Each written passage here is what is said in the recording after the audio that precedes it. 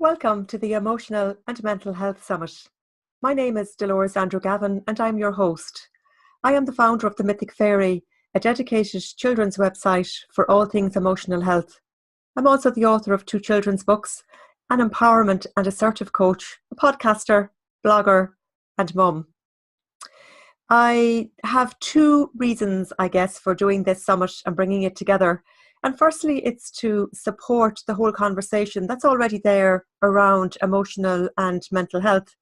And secondly, I also want to bring tools to people to show them that, I suppose, firstly, that there are tools that we can use to help us, whether that be learning something like emotional freedom technique or helping ourselves to step into our power by finding our voice. There are lots of different tools I'll share on this summit from the speakers that will be speaking.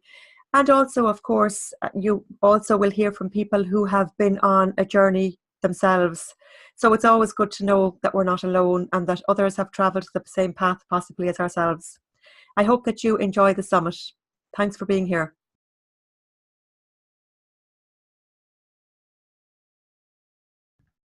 Welcome back to the Emotional and Mental Health Summit.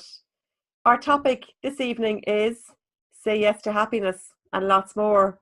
Delighted to be joined by the lovely Pauline Roddich this evening, talking all things happiness. You're welcome, Pauline.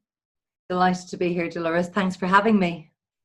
So it's great to have you. I mean, you're doing great work in the whole area of empowerment and helping people, I think, really understand that we have the power to change our life, which is part of your bio, and improve our happiness. Now, it's not the only thing you do, but you do run workshops called Say Yes to Happiness. I mean, who would not want to seriously go to a workshop that promises to uplift ourselves and to make us more in tune with happiness? I have attended your event, so I know what they're like.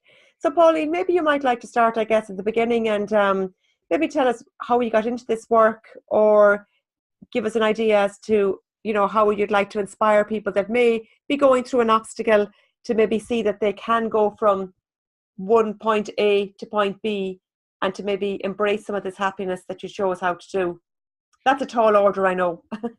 No. I'll do my very best, Dolores, to just to describe essentially what I do. With the happiness side of things, it's to understand that what I'm helping people to achieve is happiness from the inside, rather than happiness from the outside, which is where most of us focus. And what happens with having happiness for good reasons in our lives, where we're maybe in good relationships or have a good job and some security, it's very much dependent on outer circumstances. And, what happens if that's taken away from us? And I actually have a direct personal story in relation to that. I'll be as brief as possible with it. In 2015, we emigrated to Australia. We sold a business that was going very well. We had a very comfortable life here in Ireland. We didn't need to go. It wasn't like we had to run from the country because of unemployment or anything. We chose to sell a business.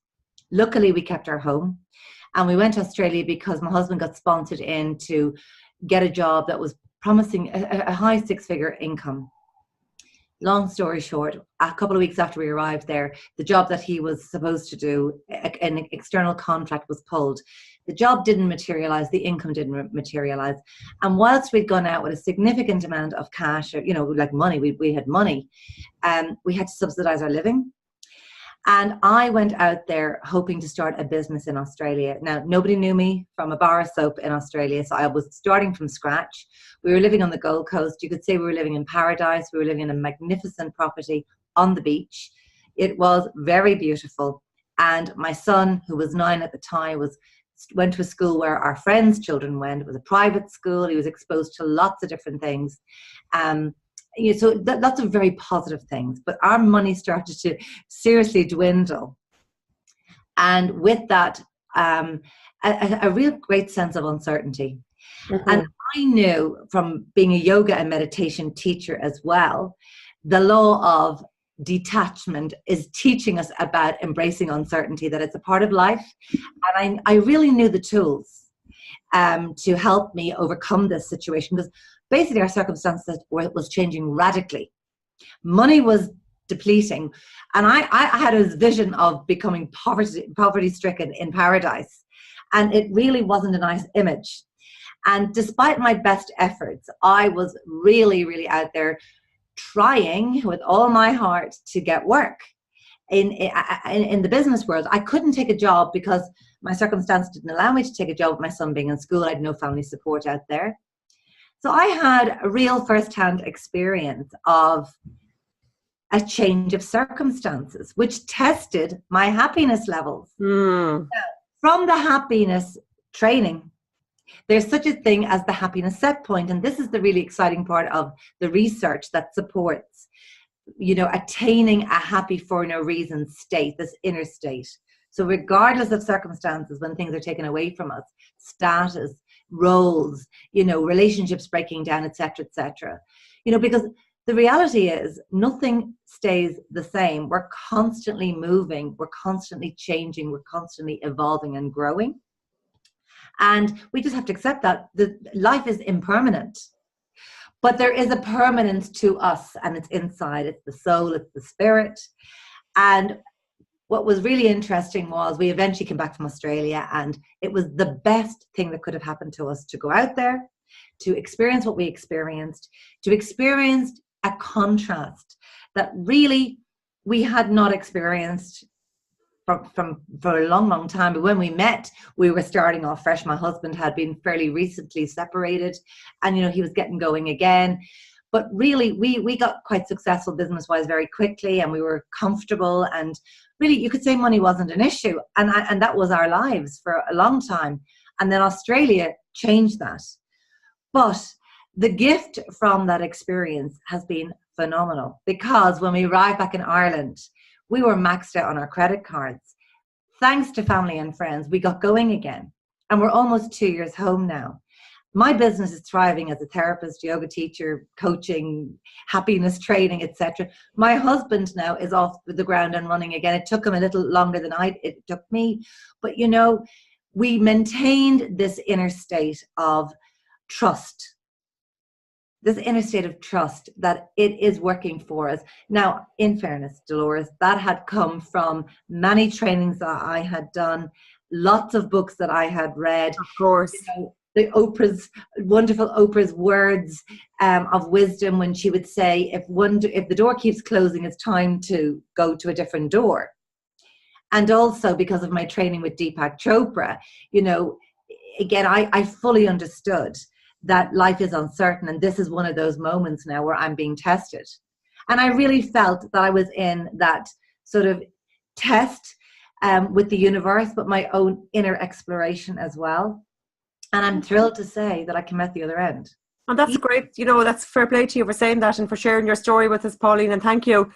Was there any time, was it always positive for you? Or what would you say to someone that a lot of us read self-help books, and, it can be all great. And sometimes people will have the argument that it feels almost too good to be true. And there's sort of a distance between how we really feel and our external reality that you are talking about. How do you keep it that our internal keeps up almost with what we are projecting outwards into the world? Can you give us maybe a few tips? I would have to say, if I can just refer to that happiness set point for a moment, the happiness set point has been the really, I suppose, it should be headline news. Everybody needs to know that we all have a happiness set point. If you can see it like a pie chart, similar to a weight set point where we hover either side of a certain weight, we have a happiness set point by our nature. So 50% of the happiness set point is determined by our genes. So we're either born dreary or cheery. And you're asking me, so I actually was genuinely one of those people that had a high, happiness set point. I was definitely born on the sunny side of the street. And I mean that sincerely. I've always been quite a happy-go-lucky person. However, circumstances can dictate and alter things. 10% of that pie chart is based on our circumstances, our level of security, our, the relationships that we're in, having our basic needs met, having some degree of joy in our lives. But we spend most of our time trying to alter the 10% when it's such a small part of the overall picture. The remaining 40% is made up of our beliefs, and our ideas, the attitude and our habits particularly. Now, this is very, very good news. So if you're somebody who was born even with that happiness, but you have bad habits, you're going to negatively impact your level of happiness. On the other hand, if you have a 50% genetic makeup that's not particularly cheerful, you also have the ability to really bring yourself further down by bad habits, or you can alter your DNA altogether by changing your beliefs. And that's because of the study of epigenetics. Yes. So we know that we can change our genes due to what we think. And everything starts with a thought. Thought, feeling, action, result. Reverse it. The results we have in our lives today, any of us, is based on a thought that we once thought. So look at it like a 4-part, continuum scale, if you like. Everything begins with a thought. The thought creates an emotion. The emotion will dictate the action. It'll either move us into action or not, because we've always got that choice, that momentary choice to do or not to do. And then the results are, a consequence, if you like. But it all begins with a thought. So how do I maintain this? I suppose, so therefore I was describing to you that I was born with a fairly sunny disposition. My parents thankfully are still alive. I have brothers and one sister that can also corroborate this. I'm not making it up. I have met you several times and I can feel that from you. And it is who I am. Have I had obstacles and have I had challenges? You sure have. Yes. Not just in what I've described recently with Australia, but I joined the Guards when I left school. I was 2 weeks after my 20th birthday. I went into the Guard, the college in Templemore, and I stayed for 8 years. Now, nobody was leaving the Guards in 1992, so I would have faced some degree of challenge, and I had always wanted the Guards, but I realized very quickly this is not who I am. It was an institution that I personally wasn't able to, I felt, express myself, even though I didn't fully know who I was back in my 20s, but I just knew that I didn't fit. I used to describe myself as being a square peg in a round hole. Mm-hmm. I suddenly recognized I don't really fit this and it doesn't fit me. And to leave something like the Guards back then was not easy because, there wasn't loads of jobs either going in the early 1990s in Ireland. And my parents were concerned, you're leaving a pensionable job. Yes, that pensionable job that we all talk about now. Exactly, all of that. And, to be honest with you, I can honestly, truly tell you this, Dolores, even then, it didn't bother me. That did not interest me, having a pensionable job. I always had this belief, I'll make it no matter what. I will be able to sustain myself. I'll be able to take care of myself. It doesn't have to, I'll find a way. I always kind of knew that. So I ended up going to British Airways as cabin crew. I went over to London and spent over 15 years with the airline. I'd met my husband in between. So all I'm saying to you is that I've absolutely had my challenges despite having that 50% sunny disposition. And I did spend a lot of time trying to change the 10%. I had more than I needed. I spent more than I had. We often joked, my friends and I, especially in the airline days, we had champagne taste and ginger beer money. We may have worked in first class, but we certainly couldn't have afforded to sit and buy a ticket in first class. I did eventually get to sit in first class on a couple of occasions, genuinely and legitimately through staff travel concessions. I know what it's like to receive, but that wasn't where I was at in my life, but nonetheless, I suppose I spent a lot of my time trying to perfect this 10%, thinking I'll be happy when I have the loving partner. I'll be happy when I have a particular home, when I have a family, etc. And even with having a family was actually another huge part of my personal story, really, because from the age of about 18, I was told, because I had a very erratic menstrual cycle, and doctors said to me from the age of 18, you're going to have great difficulty having children. You mightn't even have children.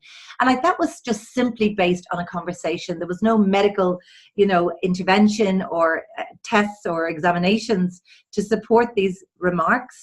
And it wasn't one doctor, but it was at least 4 or 5 doctors, right up into my 30s, in fact, that were suggesting to me that having a child would be very difficult, if not impossible. And I'm the eldest of 6 children. So I thought it was non-negotiable for me to have children. I often joke that I grew up watching the Waltons, Little House on the Prairie, and I want a big brood. And when I was 41, I had my only child, and Finn is now 13 and a half. And he is my pride and joy. I had 3 miscarriages prior to him, and then he was a twin, and I lost the twin. I had some help with fertility. It wasn't IVF, but just a step below it. So I've had my challenges, but I've always managed to remain in a place of trust that all will work out in the end. I honestly don't know where I got it from. I would have to say my dad has been very instrumental in my life. He is very religious. He's a very strict Catholic, but he gave me some wonderful education, I suppose, to trust and to ask for help. So I would have always prayed. I don't necessarily follow a particular religion, but I would be incredibly spiritual. Mm-hmm. And I believe I have a great relationship with a higher power. There's no doubt about that.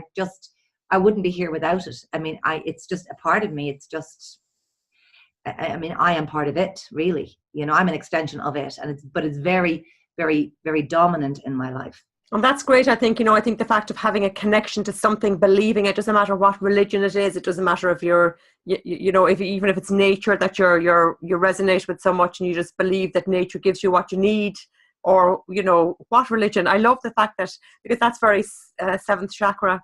I deal with the chakras a lot. It's having a connection and knowing that that we will be supported, which I guess is first chakra, but like it's coming up and believing that no matter where we are in our lives, the trusting and the belief that something will support us.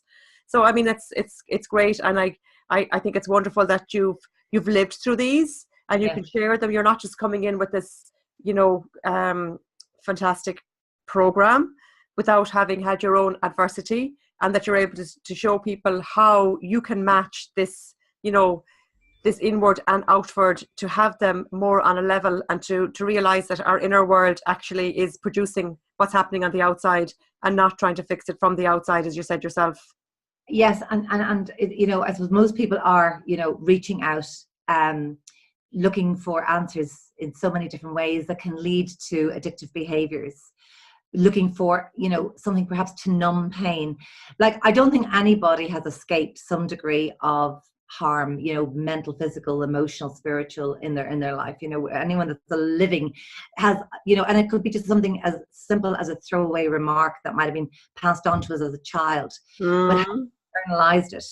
And because it causes an imprint and an impression on our psyche, it has a huge influence. It can often dictate the choices that we make and where we might find ourselves, because it becomes a blueprint.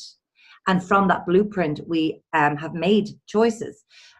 With my work as a hypnotherapist, I'm working with that all the time. I'm helping people under hypnosis to discover, we investigate, there's 4 eyes to the process. Investigation under hypnosis to where those beliefs started. Then we interpret it under hypnosis, how it's relevant to what's currently going on for them in their lives. And then we interrupt the pattern, because they can see very clearly, there's the pattern. I see it. I really see it. And then we're able to install new beliefs.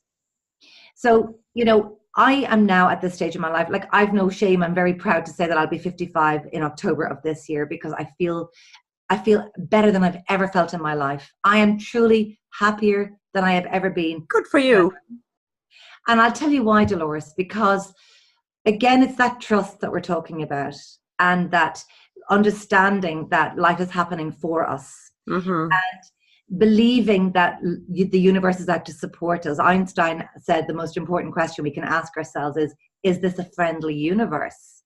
The answer to which really does need to be yes, because I certainly can say yes, because even the ups and downs, the trials, the tribulations, the peaks and the troughs, the challenges and the joys, triumphs are all part of our lives. But why I'm saying this is I can look back and I can join dots and I can say, I know why that happened. It's led me here. That person helped me. And I'm always saying to people, our greatest mentors come in the form of a tormentor. And I say it in that way because the word mentor is in the word tormentor.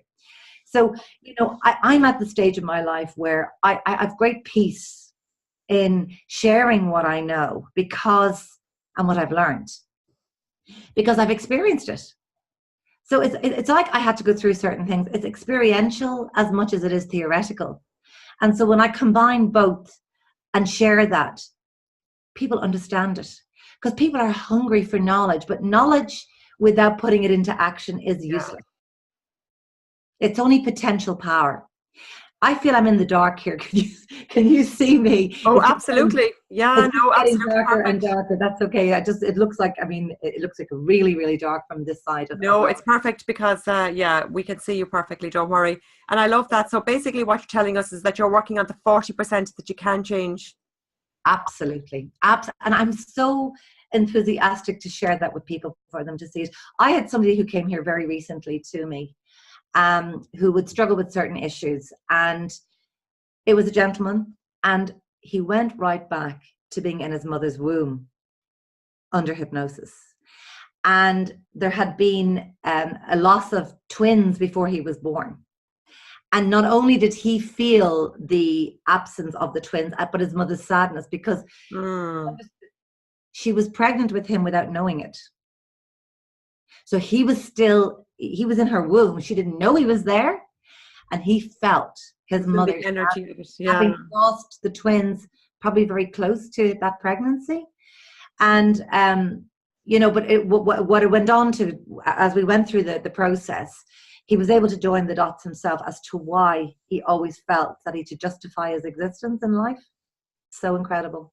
I mean, it's so incredible. Like, it is very intuitive work as well.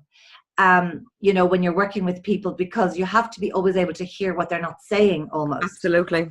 But that comes from, I suppose, just the training, but also from just something I believe that I have. I think we all can hone our talents and gifts in a particular way, but maybe that's why I'm getting a lot of really powerful results with people, because I am where I'm meant to be. I really believe that. That's great. And, I think it is great. And like myself as well, I work in that realm of helping people, with the patterns. I love to see the patterns. And I mean, it's not always, now some of the work I do doesn't have to, you don't have to go back to that, I suppose, and find out, when somebody comes for a Reiki session, or they chose, maybe they choose reflexology or whatever they choose, we can let go and we can release there. But I think it is lovely to find the core beliefs that are keeping us stuck so that we can change it. And once we make that change, we can change that, you say, with epigenetics. We're actually causing the change that doesn't have to go back to. And if we do see ourselves falling back into a pattern again, at least we have the knowledge. We realize, oh, I'm actually going back there again. Because why? I'm getting the results that I don't want, that I have put out of my life. And I think that it's great to find what's stopping us and what's keeping us stuck, so we can break through that inner glass ceiling and break into the magic into the big old world where everything is possible. And it is. And I mean, I have to say, I share that with you, Dolores. I absolutely believe that nothing is impossible. I really do believe that everything is possible. And you hit upon something there. What I'm also helping people to understand is to change your habits, though, it takes practice. So happiness is practice, no different to learning a language or a skill of any other, taking up an instrument, for example. It's practice that makes it, because you're actually changing the brain structure. Because of neuroplasticity, you're changing neural pathways in the brain. Because each habit that we've got, like it's almost like there's grooves in the brain linked to the habit. And that includes the bad habits, and which is why we have to make a concerted effort to change those habits. So I would make a recording for clients, and there would be a hypnotic induction at the beginning of it, so that when they are listening to the recording, they are going into under hypnosis and they're absorbing the information in the subconscious mind. And that's where they change the habits. You can do it very quickly that way. Similarly, there's lots of meditation practices too that you could also help you to change habits. Dr. Joe Dispenza, I'm a huge fan of his, and he's changing lives under meditation. With using meditation at least. Again, repetition. He's actually a hypnotherapist as well, believe it or not. He's many things. He's a chiropractor and he's a scientist. I mean, he's a pretty amazing individual. But those are the people that I absolutely just can't get enough of, to be honest. And it's great that you're sharing lots of tools, because one thing will resonate with some people, and that's what this summit is about, sharing different types of tools. So fair play to you. I think that you're bringing an awful lot to the table. and especially that your new seminars, your new workshops that you're doing. You might want to tell us a little bit more about them, because I know you'll be going, and if someone listens to this call in 2 years' time, who knows where you will have taken these. Maybe you could be in America and Australia and all these places. Well, living here in Galway, I ran the first one in Galway in February. It was a fantastic experience. I met you there at that. Indeed. And it's since been in Dublin and also in Cork. Very, very well received. I was very thrilled actually in Cork recently to have a 14-year-old girl with her mom and her grandmother present. And that's another area that I really want to develop, is the parent-child dynamic coming to the seminars, because I think it's a great thing to share it together. I've also got husbands and wives now going, sisters, and older mothers and daughters, but the teens, I love to educate the teens, having a 13-year-old son myself. The seminars are going fantastically well. We're going to be back in Galway again on the 6th of October in the Salt Hill Hotel again. I love the location, love the venue. It's really educating people for a full day. It's very fun, it's very interactive, it's very experiential, it's very transformational, because the results and what I'm hearing back, the feedback is that people, number one, are saying, I wish I knew it 20 years ago. But not only that, I'm demonstrating some really very powerful tools where people are embodying it almost, or getting a sense and a taste of it very clearly during the workshops. We've had an invitation to go to Belfast and the Isle of Man, and I'm also helping to broaden the horizons by using my contacts around the world. I've reached out to a friend in Abu Dhabi and Dubai. So wonderful. Beyond that, I don't know, but I'm looking forward to it. Whatever happens, I'm excited. Absolutely. Because the main thing is, within the workshops, we're covering the 7 major areas of life, building the foundation. It's likened to our inner home for happiness, as Marcy uses that analogy of the home for happiness, the foundation of which is the responsibility that we take for our lives. Getting out of a victimhood, moving into victorhood, where we really feel that we can make the difference in our own lives, focusing on the mind and recognizing that not everything we think is true. In actual fact, 80% of our thoughts are negative and untrue, and we're thinking on average 60,000 thoughts per day, 95% of which we taught yesterday, last week, and possibly 20 years ago, depending on how old we are. But, negative thoughts causing us to be exhausted, going around and around and around. And of course, we know if we want to change something, we have to deliberately change something and make a decision and follow through. Of course, we work on the other areas, focusing on the body, making sure that our body's healthy, or making ourselves healthy. The soul, connecting to the power greater than ourselves. The other area is working on, finding meaning in what we do, finding purpose in what we do, and living a fulfilling life. Looking at perhaps the areas where relationships, are we supported in what we do? And it's an opportunity for people as they go through the different areas of life to decide, well, where am I strongest, or where am I weakest, and focusing on the area that perhaps we're currently weakest on, so then we can make the necessary changes. And then you're going to get different results, and it will raise your happiness vibe. That inner happiness will for sure increase. Fantastic. Isn't it great to spend a full day at it, and do interactive and embody them, because it's okay sometimes, as we mentioned at the beginning as well, we can go to a workshop, we can read a book, we can read 20 self-help books, but unless we actually take the action, unless we embody it, unless we feel it, unless we go through those emotions we spoke about, feel into them, and, get rid of those limiting beliefs and root them out forever, we're still going to stay stuck. We might have lots of great ideas that we've read in books, that we've heard in workshops, but it won't really cause any change until we actually do the work. There's a wonderful guy, again, another man that I follow. I listen to his podcast a lot, Jim Quick. Have you come across him, Dolores? I haven't, no.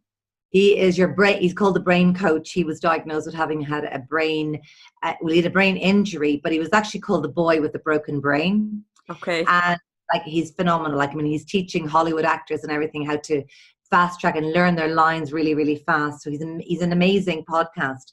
But Jim Quick, Kwik, and that's his actual spelling. That is the correct name. Right. Quick Brain. And he teaches a lot of brain hacks, mind hacks. But he's always saying knowledge is only potential power. People say knowledge is power. Knowledge is not power until we absolutely apply it. So it's only potential power. And so I love weaving different trainings and lessons into everything that I do. At this stage, it's a big, I suppose, synergistic experience. It's like I'm synthesizing everything that I've learned, and it And just, that's phenomenal. I mean, it's great because, it is, and I love that. That's the same way I work too. When someone comes to me for a treatment, it's like, whatever they need, they'll get. And it doesn't matter what, really. People are very open, usually, if they come to someone like yourself or myself for work done, when we give them different tools. yes. I think it's phenomenal. So well done, you. Is there Thank you. anything you'd like to leave us with? Anything that you'd like us to really to cement into our brains that we could do? Yeah, well, I mean, I think first and foremost, look, at my business name is Just Pause. Just Pause. And I think that is, I say it because the words I use in yoga all the time when I'm teaching yoga classes, but no different to a bit of fun we had this morning at my class that I was teaching. I came into the class a little bit frazzled, to say the least. The steam literally coming out of me because I'd had a warm shower and it was a bit humid, etc. And I had a lot of things going on I wanted to share with them. And the reality was, I always use teachable moments, I suppose, to share a little bit of the wisdom. Yeah. I said, I need to hit the pause button myself. So I think, it's important that we reflect often in our lives. I think it's important we hit the pause button to review. Like if something's not working, it's time to really discover a new way. And there's always another way to make the changes and make the necessary changes. I really feel that it's important that people are deliberate in living their lives to find happiness. I mean, the greatest thing is knowing that if somebody else can achieve it, why can't I? Mm-hmm. That's a motivator for me. Somebody else is doing something. Well, of course I can do it. I've got everything I need within me. I'd like to impart that to people, that they have within them everything they need. It might just require a little bit of introspection. It might just require a little bit of excavating, but it's there. And it's down to the habits.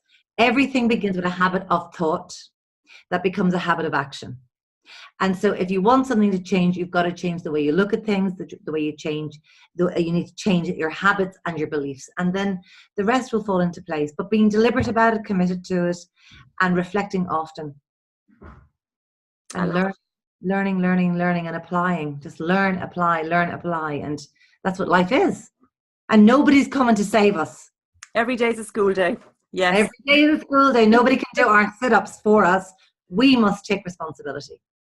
Yeah, that's true. No one's coming to save us. And I think I could go into a whole different conversation about that, the archetype of the victim and the savior and the saboteur and yeah. But I think when we're in that, if we really look at it too, I mean, that's almost something that we're doing as well. We're embodying the victim when we are, even though there again, there's no blame, no shame. It's just where we might find ourselves. But like you said, we always have a choice, and awareness is key. And I think if we put what you said into practice, if we just pause, get deliberate about what we're doing, become aware and realize, as you said, we can change anything. Well, awareness actually is the pleasure. Likewise, but you're right there, Dolores. Awareness is the key first step to transformation. So, Pauline, if people want to work with you, how can they go about doing that? Where's the best place we can find you? And just work with people. Thank you. Justpause.ie, and I do work online via this platform, Zoom, with clients who are geographically elsewhere. I've had clients as far away as New Zealand, the States, Europe. That's for the hypnotherapy side of things. I'm also about to start my very first 8-week online accelerated happiness coaching program.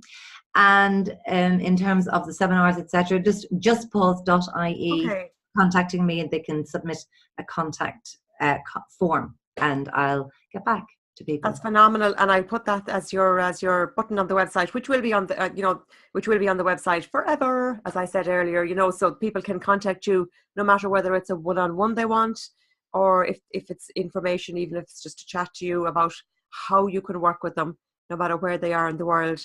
So that's great, Pauline. Thank you so much for being part of the summit. I think you've left us with a lot to think about and to contemplate and to pause about, and remembering that, as you say yourself, believing that anything is possible. Pauline, thank you so much for being with us. And thank you so much, Dora. It's been a pleasure. life.